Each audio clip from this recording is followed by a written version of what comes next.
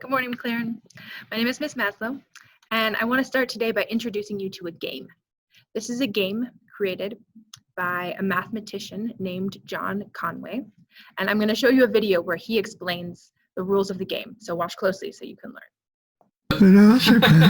What is the game of life, this thing that you're stuck with now? Well, will you be able to focus on this? Yes, I can focus on that, no problems. Have I got some coins in my pocket? Cass says I don't. Have you? In the game of life, you sort of drop a handful of nuts or counters or something. The rules are, at any given time, you've got some of these things that are full, I'll call that live, and some of them that are empty, and we'll call that dead. If you've got too many neighbours, oh yes, the neighbours of a cell are all the 8 things nearest to it. If you've got too many neighbours, you die.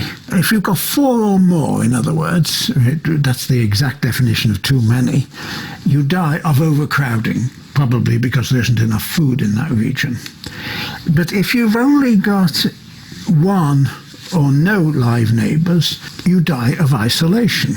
Now, let's look. This guy is going to die of isolation. And this guy only has 1 neighbour too. They're both going to die. But the other thing is, if you're dead at the moment, but you've got exactly 3 live neighbours, you see this guy has 1, 2, 3 live neighbours out of the 8 places next to him. And so does this guy. Can you see he's got 1, 2, 3. So there's going to be a happy event next time. 2 things are going to be born here and here, and these 2 are going to die. And that will eat him. This guy's going to die. And these things now, who are babies at the moment, are going to grow up. They're adolescents now. That's rather slow. Next time, I'll just do it quickly. There's going to be somebody born here because he has 3 live neighbours, and somebody born here. The condition for giving birth is that you have exactly 3 parents. That seems rather unusual, but it's not really imitating human life, so to speak. It definitely isn't. So the places that I'm pointing to now are going to be born, and this one has 4 live neighbours. 1, 2, 3, 4. So he's going to die. And this one only has 1 live neighbour, so he's going to die. This guy dies of overcrowding, and this guy right next door dies of isolation. So they're going to die. And the places where my fingers are pointing are going to be born. With this configuration, this is the same shape as it was when I started 2 moves ago, but it's moved a little bit. And if you just follow it, it'll keep on moving like this forevermore. It's what we call the glider. I wish I hadn't called it the glider, because if you look at it when somebody has programmed a machine for you, it looks more like an ant. I wish I'd called it an ant. It just. So again, that was the mathematician John Conway, and he was talking about a game he came up with that he calls the game of life. John Conway died last spring, and I have really enjoyed learning about him in the past year, reading various articles that have been published in the wake of his death. Over his long career, Conway made significant contributions to mathematics in the fields of group theory, number theory, algebra, geometric topology, theoretical physics, combinatorial game theory, and geometry. He's celebrated around the world as a true genius. When you start reading about all of the things he has accomplished and done, it's actually quite ridiculous. Conway tends to shrug his shoulders at all of his accomplishments and will often say he wasted too much of his life just playing games. And Conway really loves games. He loves creating games, coming up with the rules for them, trying them out, changing them, adjusting the rules of existing games, like backgammon, which is one of his favorites. And he loves playing games. Although he is quick to let people know he is not actually that good at playing games and does not win very often. He sees playing games as a way of doing mathematics. The game of life is a great example of this. It is an incredibly simple game. You choose the setup, which tiles are alive, and which are dead to start. And then the moves progress.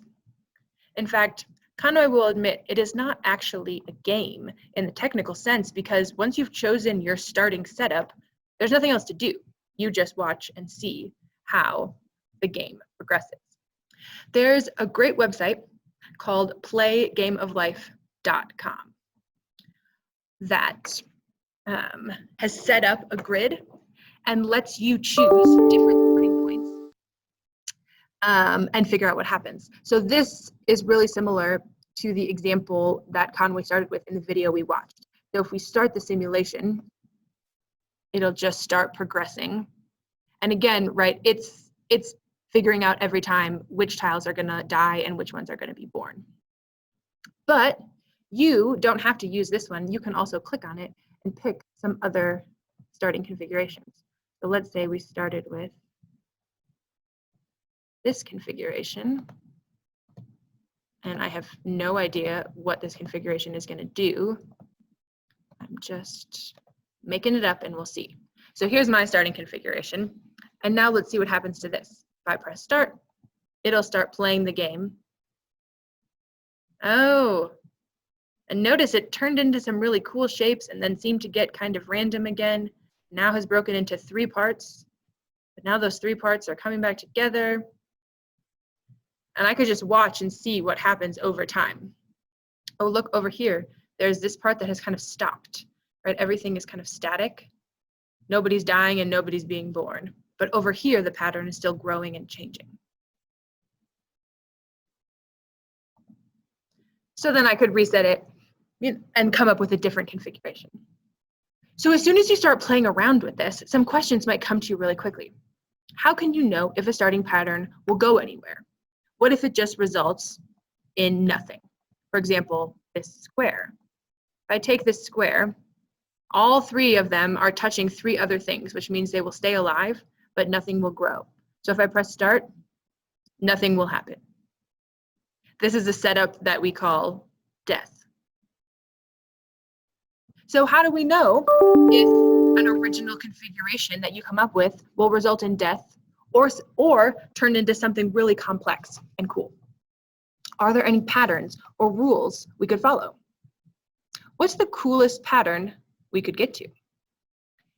These are all mathematical questions we can ask of a game like this, looking for patterns, trying it out, seeing what happens, seeing what conclusions we can come to.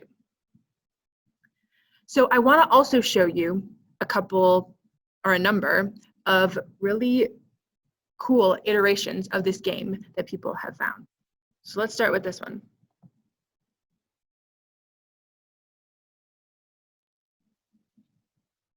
So this configuration looks like it has 2 ends that are kind of shooting at each other, and then whatever's being shot, oh, let's back it up. Whatever's being shot kind of goes away when they hit each other in the middle.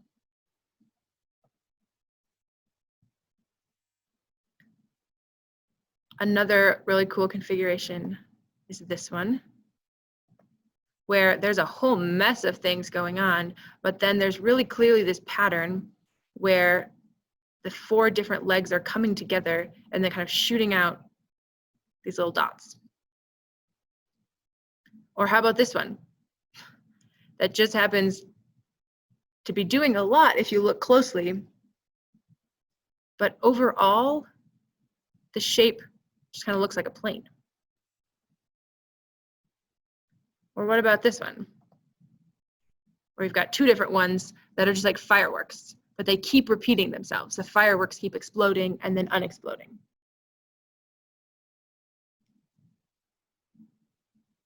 Or how about this one? See a cool diamond shape just kind of growing. And lastly, how about this one? Where there's these shapes that are moving, but kind of leaving behind this trail.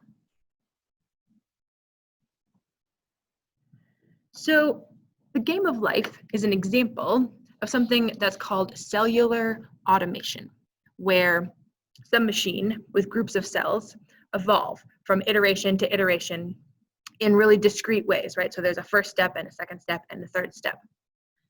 Conway didn't invent cellular automation, but it was not really popularized as a field until he came up with his game of life. Practically speaking, the game nudged cellular automation and simulations into use in the sciences, where they model the behavior of everything from ants to traffic to clouds to galaxies. More impractically speaking, this game has become a cult classic for those keen on looking for patterns.